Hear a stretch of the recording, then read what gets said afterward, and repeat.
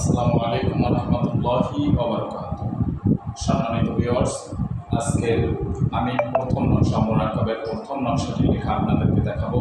এখানে আমি আপনার লিখেছি, তারপরেও আমি আপনাদেরকে লিখে দেখাবো।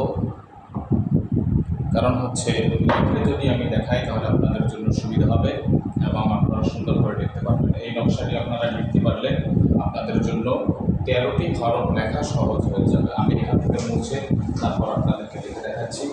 একদম খেয়াল করে দেখবেন যে কীভাবে নকশা লিখতে হয়। নকশা লিখতে পারলে ভালো করে তাহলে হরফগুলো একসঙ্গে আয়াত মিলিয়ে লেখা খুব সহজ। দেখতে থাকুন।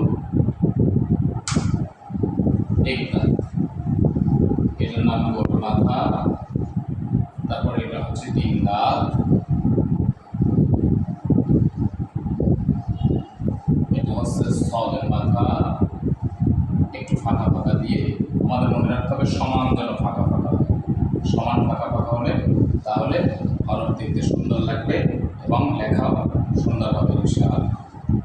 1 দাঁত গোল মাথা, 3 দাঁত সদের মাথা, ত। এইভাবে লিখলে আমরা 13টি হরফ লিখতে পারবো। আমাদের মনে রাখতে হবে এটা মোরাক্কাবের প্রথম নকশা। মোরাক্কাবের প্রথম নকশা হয়ে গেলে আমাদের 13টি হরফ হয়ে যাবে।